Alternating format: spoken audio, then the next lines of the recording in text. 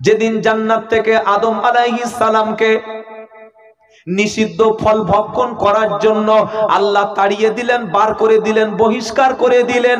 আদম এবং হাওয়া দুজনে কান্নাকাটি করলো, দুজনে আল্লাহর কাছে একটা দোয়া করলো, রব্বানা যালামনা আনফুসানা ওয়া ইল্লাম তাগফির লানা ওয়া তারহামনা লানাকুনান্না মিনাল খাসিরিন। এটা সূরা 8 নম্বর পারা সূরা আরাফের 23 নম্বর আয়াতে আদম আলাইহিস সালাম বললেন, রব্বানা যালামনা আনফুসানা ওয়া ইল্লাম তাগফির লানা ওয়া তারহামনা লানাকুনান্না মিনাল খাসিরিন। আয় আল্লাহ, আমরা নফসের উপরে জুলুম করেছি, অত্যাচার করেছি, ভুল একটা করে ফেলেছি। রব্বানা যালামনা আনফুসানা ওয়া ইল্লাম তাগফির লানা, যদি আপনি ক্ষমা না করেন, ওয়া তারহামনা, শুধু ক্ষমা করলে হবে না, দয়া যদি না করেন, লানাকুনান্না মিনাল খাসিরিন, আমরা অবশ্যই ক্ষতিগ্রস্ত হয়ে যাব। আদম আলাইহিস সালামের ভুল কি ছিল? তিনি নিষিদ্ধ ফল আল্লাহ খেতে মানা করেছিলেন, গাছের কাছে যেতে মানা করেছিলেন, তিনি নিষিদ্ধ ফলটা ভক্ষণ করলেন, শরীর থেকে পোশাক খুলে গেল, জান্নাত থেকে বার হয়ে গেল। যখন বুঝতে পারলো ভুল করেছে, ভুলের উপর তিনি জমেছিলেন, তিনি কি বলেছিলেন? আল্লাহ, খেয়েছি, ঠিক করেছি, জান্নাতে থাকবো না, বয়ে গেল, দুনিয়াতে আলাদা থাকবো, তোমার জান্নাতে থাকার দরকার নাই, ভুল কিন্তু সংশোধন করব না, এটা বলেছিলেন? জোরে বলেন, এটা বলেননি। তিনি রব্বানা যালামনা আনফুসানা ওয়া ইল্লাম তাগফির লানা ওয়া তারহামনা লানাকুনান্না মিনাল খাসিরিন, এটা বলে কেঁদে কেঁদে আমার আল্লাহকে রাজি করিয়ে তিনি এই ভুলটাকে সংশোধন করে আবারও পুনরায় নবুয়তের দায়িত্ব পেয়ে গেলেন। জোরে বলুন না সুবহানাল্লাহ।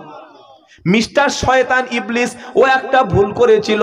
আল্লাহ যখন বলল সেজদা কর, বলে নাই আদমকে সেজদা করো, সেজদা করতে অস্বীকার করলো। এবার আল্লাহ জিজ্ঞাসা করছে, কেন সেজদা করলি না? তখন ইবলিসের যুক্তি ছিল মারাত্মক, খলাকতাহু মিন নারি ওয়া খলাকতাহু মিন তিন, আদম হলো মাটির তৈরি, আমি হলাম আগুনের তৈরি। মাটির তৈরি জিনিস হলো নিচু থাকে, নিচের দিকে চলে যায়, আগুন উপরের দিকে উঠে যায়। আমি আগুন আদম, আমি আগুনের তৈরি জিন, আমি আগুনের তৈরি ইবলিস, কিভাবে মাটির তৈরি আদমের কাছে সেজদা করি? ভুল করলো, ভুলের উপরে জমে থাকলো, আর তওবা করলো না, আল্লাহর কাছে ক্ষমা চাইলো না। আদম আলাইহিস সালাম ভুল করলো, ক্ষমা চাইলো, তাই ক্ষমা চেয়ে ভুল করে নবী হয়ে গেল। আর একজন ভুল করে সারা জীবনের মতো ইবলিস মার্কা শয়তান হয়ে গেল। কি বোঝা গেল বলুন? কি বুঝতে পারলেন আগে আমাকে বলুন দেখি। ভুল করে শুধরে নেওয়া হচ্ছে নবীওয়ালা আমল, আর ভুলের উপরে জমে থেকে হ্যাকাতে করা, যা করছি ঠিক করছি, যে নামাজ পড়ছি সেই নামাজ ঠিক, যেটা করছি ওটাই ঠিক আছে, সেটা কার লক্ষণ? যদি বলেন শয়তানের। এবার সিদ্ধান্ত আপনি নেবেন যে আপনি আদম নবীর মতো নিজের ভুলকে সংশোধন করে নেবেন, নাকি শয়তানের মতো সেজদা না দিয়ে আবার ফের সেই তাই করবেন। এটা আপনাদের সিদ্ধান্ত। বোঝাপড়া। বাবা পিছিয়ে পিছিয়ে বসো, বাবা পিছিয়ে বসো, লাইনের কাছে এসো না। সিদ্ধান্ত আপনার। মনে থাকবে ইনশাআল্লাহ, মনে থাকবে ইনশাআল্লাহ। মসজিদ আছে গ্রামে, ইমামও আছে, আমরা আমাদের প্রত্যেকটি কাজ আলেম ওলামাদের কাছে জেনে নিয়ে করব, বলুন ইনশাআল্লাহ। ইসলাম প্রত্যেকটা জিনিস শিখতে বলেছে। আপনি যদি হিন্দু বা খ্রিস্টানের ঘরে জন্ম নেন, আপনাকে কেউ বলবে না যে তুই হাত দিয়ে খা, বিসমিল্লাহ বলে খা, দস্তরখান বিছিয়ে খা, খাওয়ার শেষে আলহামদুলিল্লাহ বল, খাওয়ার পড়ে গেলে তুলে খা, এটা কেউ বলবে? খ্রিস্টানের ঘরে জন্ম নিলে আপনাকে কেউ বলবে না যে শোয়ার সময় দোয়া বলে শো, বিছানাটা ঝেড়ে নিয়ে শুতে হয়, তওবা ইস্তেগফার পড়ে শুতে হয়, কেবলামুখী হয়ে ডান পাশ ফিরে শুতে হয়, শোয়ার বিছানায় শুয়ে ঘুম থেকে উঠে একটা দোয়া বলতে হয়। কোনো খ্রিস্টানের বাচ্চাকে কেউ হাত ধরে এটা শেখাবে না। কিন্তু যে ধর্মে আপনি জন্ম নিয়েছেন, এই ধর্মের প্রথম বাক্যটা ছিল তোমাকে পড়ে শিখতে হবে, পড়তে হবে, শিখতে হবে, শিখতে হবে। সেই পড়াশোনা কবে চটে দূরে দিয়েছো তুমি বসে বসে একবার ঠান্ডা মাথায় ভাবো। ইসলামের প্রথম বাণী কিন্তু মুসলমানি ছিল না। কোরআনের প্রথম কথা কিন্তু নামাজ পড়ো নবী এটা আল্লাহ বলেনি, রোজা করো বলেনি, দাড়ি রাখতে বলেনি, পর্দা করতে প্রথমে বলেনি। প্রথমে বলছে পড়ে দেখো, আগে পড়ে জাস্টিফাই করো, নিজেকে বোঝো, নিজের ভুলটা পড়ে শিখে নিয়ে তবেই তুমি ধর্ম পালন করো। ইমাম সাহেব ইমামতি করার আগে দীর্ঘদিন তাকে পড়তে হয়েছে, না দাড়ি রেখে আর পাঞ্জাবি পরে চলে এসছে? কি বলছেন?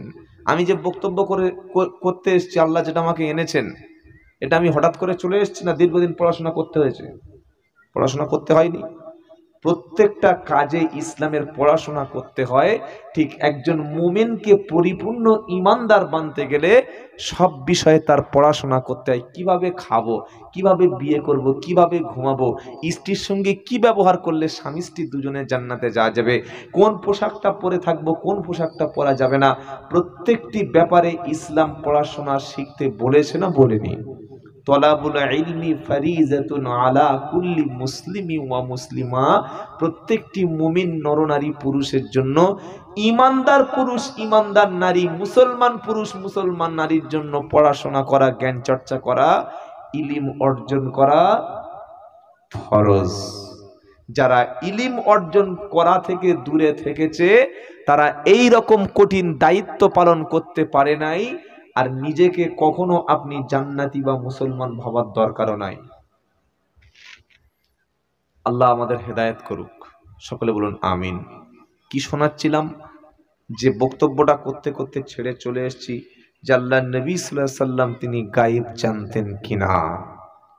আয়েশা সিদ্দিকা রাদিয়াল্লাহু তাআলা আনহা তিনি উটের পিঠে চড়ে চলে গেছেন, আর ওদিকে মুনাফিকদের সর্দার সব জায়গায় বলেছে নবীর সাথে, নবীর স্ত্রীর সাথে একজন সাহাবার খারাপ রিলেশন আছে।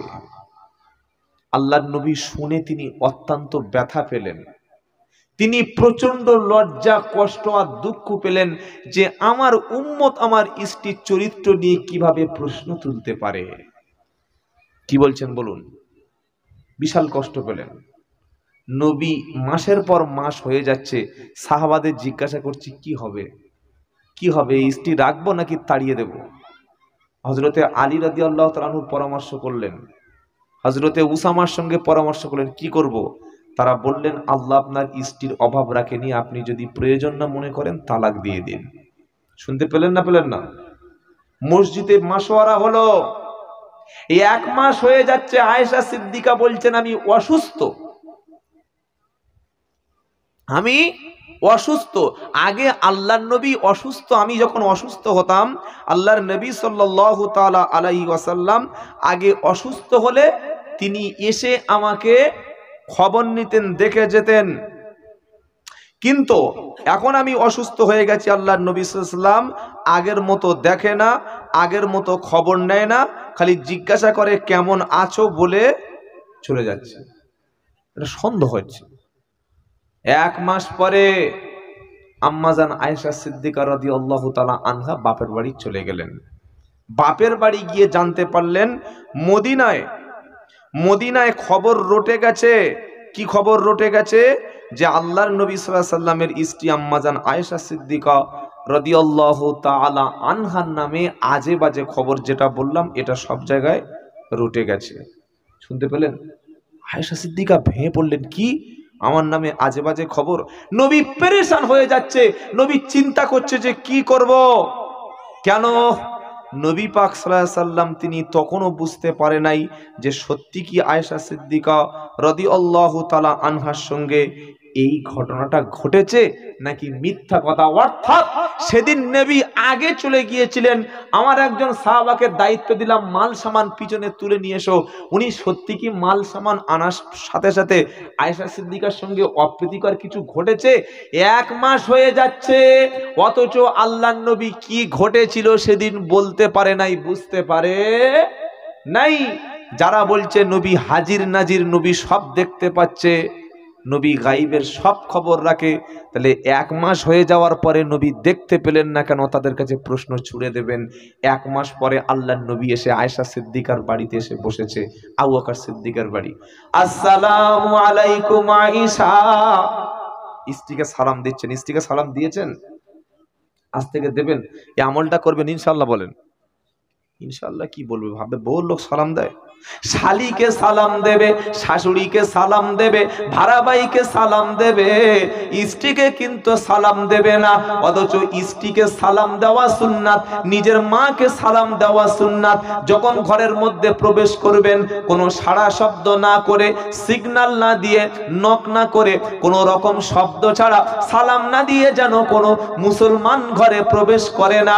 মুসলমানের মধ্যে আমল থাকবে, যখন ঘরে প্রবেশ করবে বলবে আসসালামু আলাইকুম।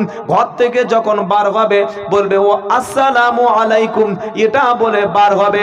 আজকে জলসা শুনে কিছু আমল করেন আর না করেন, আজ থেকে বাড়িতে ফিরে গিয়ে বিবিকে কমপক্ষে বলবো আসসালামু আলাইকুম বিবি জান, বলবো ইনশাআল্লাহ। হুজুর একা বলছে, আপনাদের বলার দরকার নেই। প্রথম দিন বললে একটু লজ্জা পাবে, আর 3-4 দিন বললে অভ্যাস যখন হয়ে যাবে, ওই স্ত্রী তখন তোমাকে আগে সালাম দেবে। জলসা একটা ভালো মেয়ে দেখা পেয়েছে, ইয়ং ছেলে, আসসালামু আলাইকুম, ও সালাম দেওয়া যায়? ছাগল কথা করে। তুই ইয়ং মেয়ে সালাম দিতে কে বলেছে? বলে না হুজুর বলেছে সালাম দিতে। তা হুজুর সালাম দিতে বলেছে, ইয়ং মেয়ে সালাম দিতে বলেছে, তো ফেতনা হবে। কি বুঝলেন? শুনেছে সালাম দেওয়া সুন্নাত, অনেক সওয়াব। ও গার্লস হাই স্কুলের সামনে দাঁড়িয়ে আস, মাথায় টুপিতে, ইয়ং ছেলে। প্রত্যেকটা গার্লস স্কুলের মেয়েরা বার হচ্ছে, আসসালামু আলাইকুম, আসসালামু আলাইকুম।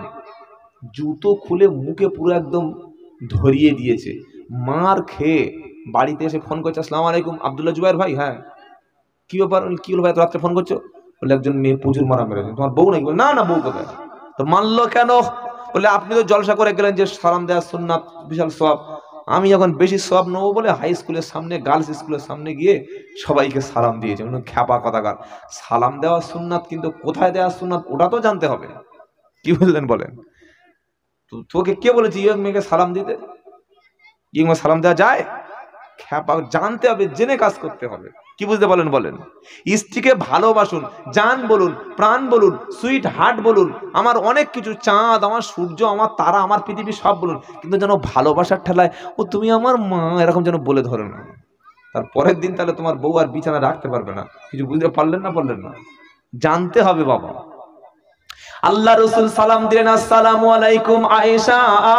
সালাম দেওয়ার পরে আয়েশা সিদ্দিকা মুখটা ঘুরিয়ে নিলেন। নবী জিজ্ঞাসা করলেন, আয়েশা একটা কথা সত্যি করে বলো, 1 মাস হয়ে গেল, আমি নবী এখনো বুঝতে পারছি না সেদিন যুদ্ধ থেকে ফেরার পথে তোমার সঙ্গে কোনো খারাপ ঘটনা ঘটেছিল কিনা।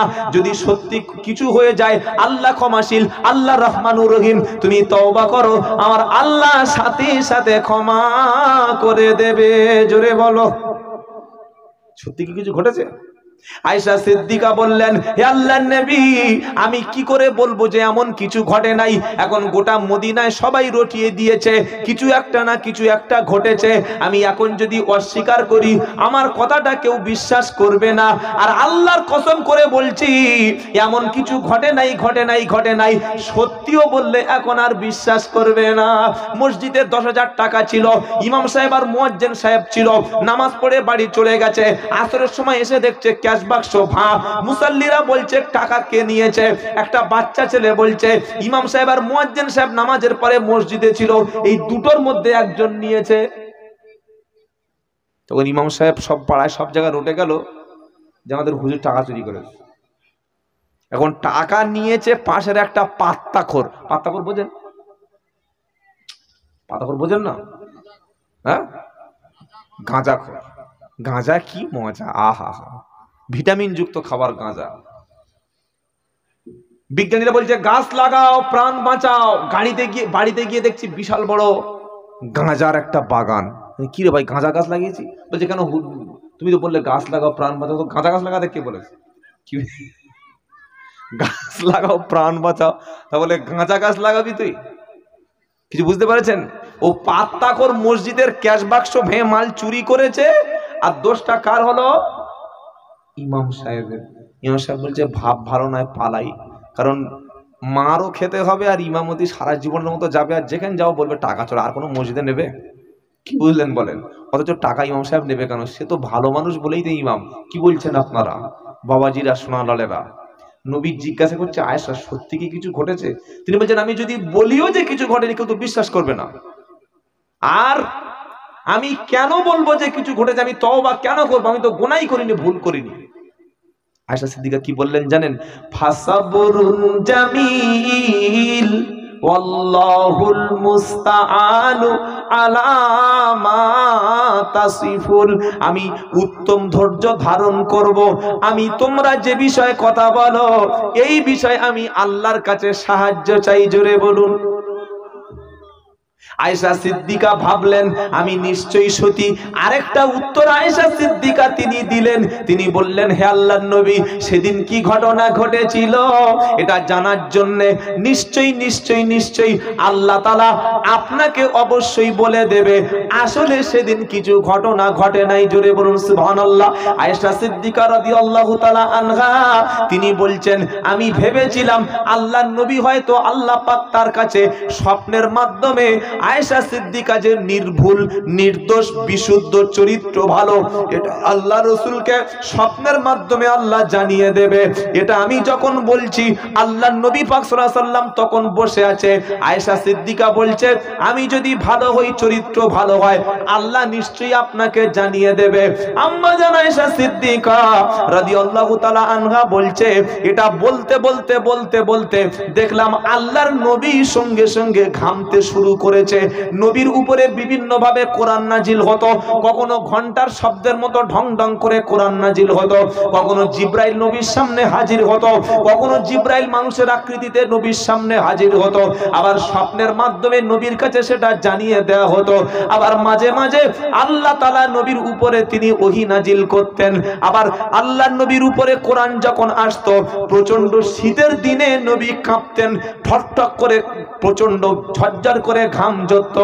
আম্মা জান আয়েশা সিদ্দিকা রাদিয়াল্লাহু তাআলা আনহা তিনি বলছেন আমি যে নির্দোষ, আমি যে ভালো, আমার চরিত্র ভালো এটা জানার জন্য হয়তো ভেবেছিলাম আল্লাহর নবীকে আল্লাহ জানিয়ে দেবে।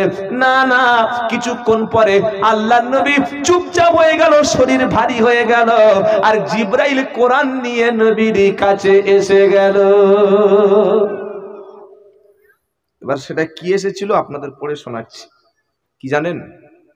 আল্লাহ পাক শোনাচ্ছে শোনো, যারা তোমরা নবীর নামে দোষারোপ করেছো, যারা নবীর নামে তোমরা আজে বাজে কথা বলেছো, যারা নবীর নামে তোমরা মিথ্যা কথা বলেছো তারা ধ্বংস হবে। ইন্নাল্লাযীনা জাউ বিল ইফকি উসবাতুম মিনকুম। কি সুন্দর কথা, আল্লাহু আকবার। লা তাহসাবুহু শাররাল লাকুম বাল হুয়া খায়রুল লাকুম। সূরা নূর, সূরা নূরের শানে নুজুলটা বললাম আল্লাহ তাআলা আম্মা জান আয়েশা সিদ্দিকার শানে কোরআনের সূরা নূর তিনি নাজিল করে দিয়েছেন। জোরে বলুন সুবহানাল্লাহ।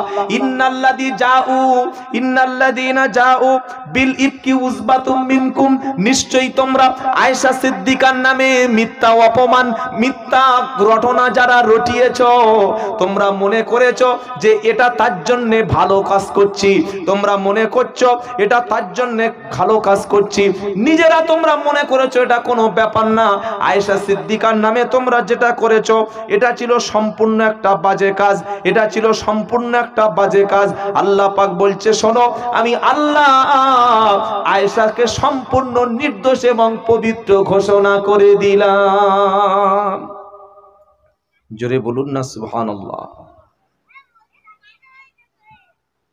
তোমরা যখন শুনলে এরকম একটা ঘটনা, তোমরা সেটা কেন বললে না যে এটা একটা বাজে কথা, এটা জীবনে হতে পারে না?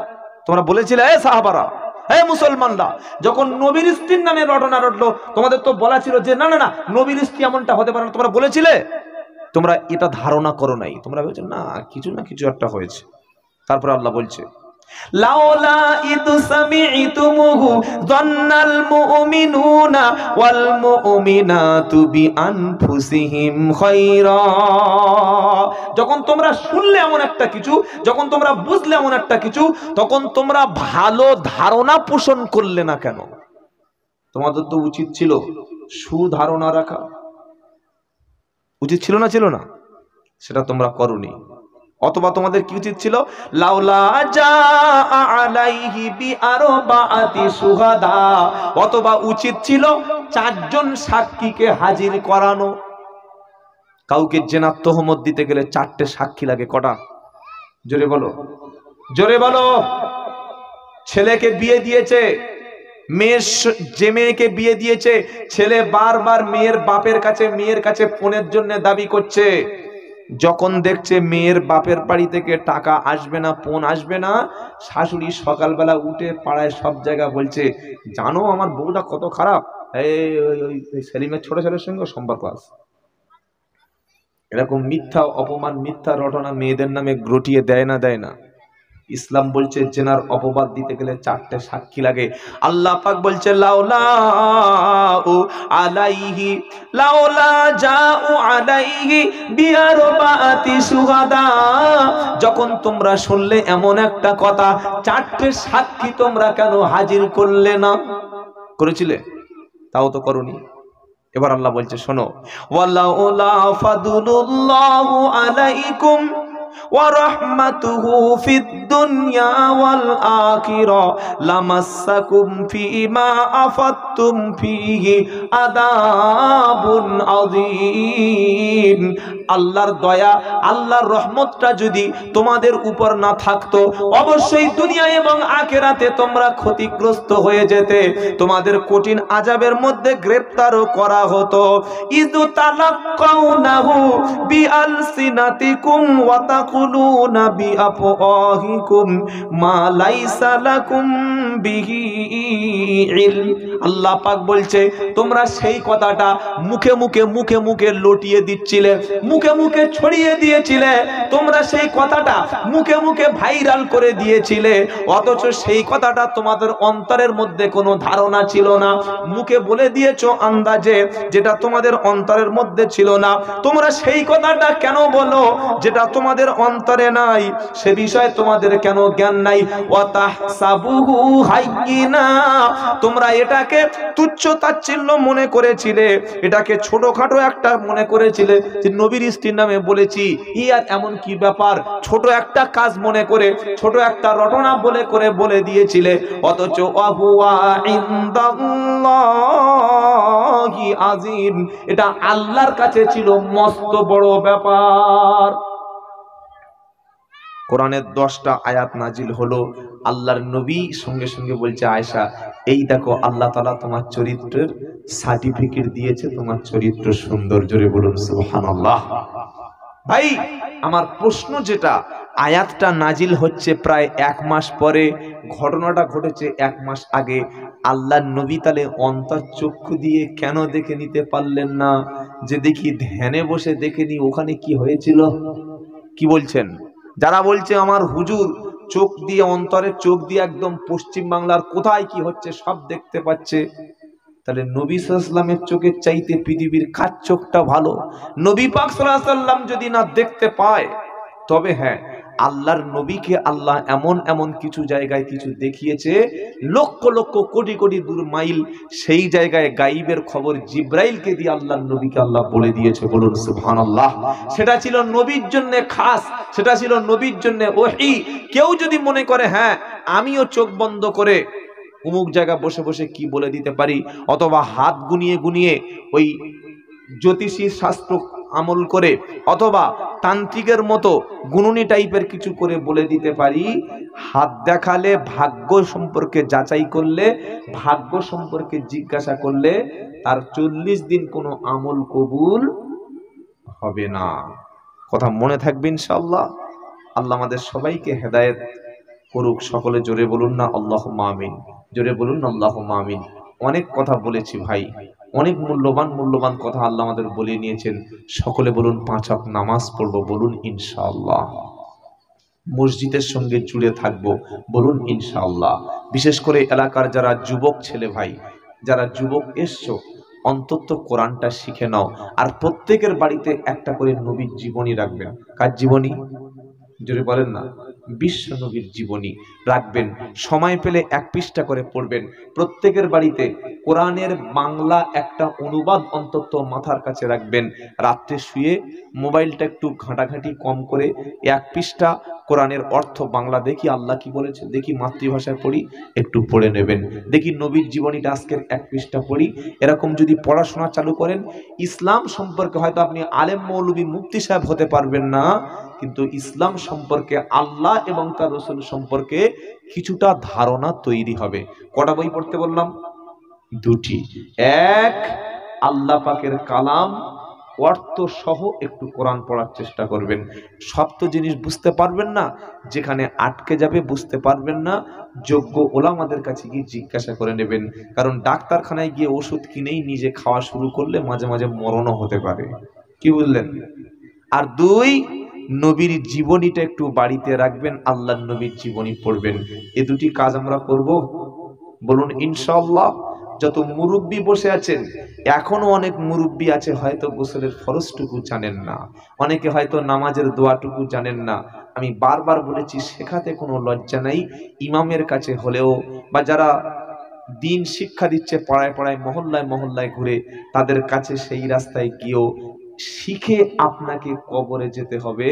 মুসলমান হয়ে কবরে যেতে হবে, নাপাক হয়ে কবরে যাওয়া যাবে না। আচ্ছা, এই জলসাটা এবছর হবে না সামনে বছর আরেকবার হবে? সামনে বছর হবে আরেকবার। দেখি হবে না কারা কারা রাজি আছেন, হাত তুলুন দেখি। বুঝতে পারেন না? সামনে বছর এই তাফসিরুল কোরআন মাহফিলটা হবে, এটার পক্ষে কারা কারা আছেন হাত তুলুন দেখি। নারাই তাকবীর। হাত তুলতেও কষ্ট হয়, মনে হয় আমি যেন এখানে ভোটে দাঁড়াতে এসেছি। আমার দেখে কি সিপিএম এর লোক বলে মনে হচ্ছে, তাই তো? না তৃণমূলের লোক? এই বাবা, আমি হলাম আল্লাহর লোক, আমার নাম হচ্ছে আব্দুল্লাহ, আল্লাহর গোলাম। আপনারাও সবাই আব্দুল্লাহ। আব্দুল্লাহ মানে কি? আল্লাহর, জোরে বলেন, দাস, আল্লাহর গোলাম। এই জলসাটার জন্য আমাদের ছেলেরা, আপনাদের ছেলেরা, যুবকেরা দিন রাত অনেক পরিশ্রম, অনেক মেহনত করেছে। ভাই, আমি আপনাদের কাছে করজোড়ে মিনতি করব, সবচাইতে জ্ঞানী, উত্তম এবং বিবেকবান হলো সে মরার আগে নিজের অর্থ সম্পদ আগে জান্নাতে যাওয়ার রাস্তায় পাঠিয়ে দিয়েছে। যে বলুন তো, আপনি হাসানাবাদ থেকে শিয়ালদায় যাবেন, টিকিট কেটে ট্রেনে উঠবেন না ট্রেন থেকে নেমে টিকিট কাটবেন? কথা বলে না। টিকিট কেটে ট্রেনে উঠবেন, এখান থেকে হজে যাবেন, হজে যাওয়ার আগে পাসপোর্ট, ভিসা, তারপরে লাগেজ, সমস্ত রকম যে ট্রাভেলসের সঙ্গে যোগাযোগ করে সব কিছু রেডি করে, ফ্লাইটের টাইম ঠিক করে, মক্কা মদিনায় হোটেল ঠিক করে, টাকা অ্যাডভান্স জমা দিয়ে হাতে কাগজ চলে এসছে, তবে আপনি হজে উমরায় যাবেন না ওই এয়ারপোর্টে গিয়ে হজে যাওয়ার জন্য প্লেন ধরবেন? কি করবেন বলেন? যত রাস্তা লম্বা হয়, রাস্তা যত বেশি হয়, আগে থেকে মাল সামান টাকা পয়সা জমিয়ে তত বেশি রাখতে হয়। মক্কা মদিনায় যাবেন 60,70,000 টাকা খরচ, কলকাতায় যাবেন 150-200 টাকা খরচ। এই রাস্তাটার চাইতে জাহান্নামের উপরে সিঁড়ি পাতা হবে, যার নাম হলো পুলসিরাত। ওই পুলসিরাত অতিক্রম করে জান্নাতে যেতে হবে। নিচে থাকবে জাক্কুম ফল, কাঁটাযুক্ত গাছ, গুনাহগারদের টেনে হিঁচড়ে নিচে ফেলে দেবে। বলুন তো, ওই কঠিন জাহান্নামের উপর দিয়ে যাওয়ার জন্য টিকিটটা, আমলটা, ইখলাসটা, ঈমানটা মজবুত করার দরকার আছে না নাই? আছে। আগে থেকে কিছু মাল আগে থেকে পাঠিয়ে দেওয়ার দরকার আছে, আছে না নাই? অনেকে মনে করে আমার যা টাকা আছে হুজুর, ছেলেগুলো মরে, আমি মারা যাওয়ার পরে 40 দিনের মাথা একটা খানা করে দেবে ইনশাল্লাহ, ওতেই পার হয়ে যাব। কি বুঝলেন? আপনাদের এলাকায় এই কাজটা হয় কি জানি না, কিছু মাথা মোটা মুসলমান টাকা জমিয়ে রেখেছে, 40,000 টাকা ছেলেদের কাছে দিয়েছে খানা করবে বলে। এরকম হয় না? হয় না? কি খ্যাপা চিন্তা করো, পাড়ায় এতিম ছেলেরা পড়ে, মসজিদে, অনেক মাদ্রাসায়, ভাই 40,000 টাকা তুমি জমিয়ে যাচ্ছ, মরণের পরে তোমার ছেলেরা খানা করবে, সেই আমল নিয়ে তুমি জান্নাতে টপকাবে বলে তোমার কি উচিত ছিল না ওর থেকে 20,000 ক্যাশ আমি নিজে দিয়ে যাই, ছেলেরা কি করবে দেখার দরকার নেই, আমি করে যাব, উচিত ছিল না? ছিল না? বোকা তো সে সারা বছর পড়েনি আর টুকলি না করে পরীক্ষায় বসেছে, আমার বন্ধুরা যা দেবে ওতেই আমি চালিয়ে দেবো। আর চালাককে সারা বছর পড়েনি, দুই পকেটে মাল ঠেসে নিয়েছে, কি টুকলি, খালি খুলছে আর মাস্টার দিকে দেখছে আর খালি লিখছে, খালি দেখছে আর লিখছে। তো আমি তো সারা জীবন কোনো আমল হয়তো করিনি, অন্তত আগে কিছু মাল রেখে কবরে যাওয়ার দরকার ছিল, যে আল্লাহ এইটুকুনি অন্তত পার করে দাও। বুঝতে পারছেন না? পারছেন না? আল্লাহর বান্দারা, আমি বেশি টাকা আপনাদের কাছে দাবি করব না, একদম নয়, সামান্য, যত সামান্য। 1 বছর পরে এই সুন্দর কোরআনের মাহফিলটা হওয়ার জন্য ভাইকে উঠবেন না, কিন্তু যদি খুব পেশাব লাগে ওপারে গিয়ে পেশাব করে আসবেন, বা এই মসজিদ টয়লেটে গিয়ে। পয়সা না দিলে আপনার যে জাহান্নামে যেতে ব্যাপারটা তা নয়। একটি করে 1000 টাকা আপনাদের কাছে দাবি করব আল্লাহর জন্য। আমার কমিটির ছেলেরা অনেকে আছে, আপনাদের ব্যাচ টাচ তৈরি করেনি, ব্যাচ খান বছর ছোট্ট একটা করে ব্যাচ তৈরি করবেন, তাহলে ছেলেরা কি করবে, বাড়িতে গিয়ে বউকে বলবে এই দেখো আমি ভলেন্টিয়ার। কি কমিটির ছেলেরা কোনোদিন জলসা শোনে না, জলসা দেয় যারা তারা শোনে না, আর যার মেয়ের বিয়ে হয় তার পাতে ভাত পড়ে না। পীরের বাড়িতে কখনো, আলেমের বাড়িতে কখনো মিলাদ হয় না, আর ডাক্তারের বউ কখনো সিজার করে না। আমরা কি অত চালাক নাকি? কি বুঝলেন? ডাক্তারের বউ সিজার হবে না, আর হুজুরের বাড়ি জীবনে মিলাদ হবে না, এটা মনে রেখে দেবেন। কমিটির ছেলেরা যারা আছো তোমরা তৈরি হও, একটি করে 1000 টাকা ইনশাআল্লাহ আগামী বছর। আল্লাহর কোন কোন বান্দা আছে ইনশাআল্লাহ 5 মিনিটের মধ্যে বলেন। নারাই তাকবীর। কি নাম? উফ, শাহজাহান। কি নাম গো, বাদশাহ শাহজাহান। কি তৈরি করেছে জানেন? তাজমহল। কি তৈরি করেছে বলো? তাজমহল। কার জন্য? বিবির জন্য। ভালোবাসা কার বলে? ওই চাচা পিছনে বসে আছে, ইয়ার আলী চাচা বাদশাহ শাহজাহান দুজনেতে ছিল, আর খুশিতে তাই তো দুজন 1000 করে দিল, আর বাড়ি তালা দোয়া করি দুই ব্যক্তির তরে, আখেরাতে তুমি সাথী করো নবীর ঘরে। আমিন বলেন। পাশে কবরস্থান আছে, আছে না নাই বাবা? জলসাটা কবরস্থানের জলসা। মাইয়েত আপনার জন্য, আপনি মাইয়েতের জন্য সদকা করবেন, দান করবেন, এর বকশিশ ইনশাআল্লাহ পাবেন। 3 নম্বরে কোন ব্যক্তি হবে? মুবারক গাজী, ও মুবারক মৌরি সাহেব। নারাই তাকবীর।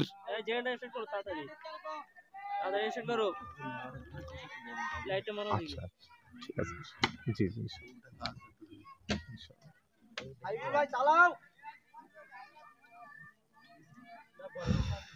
আল্লাহু আকবার।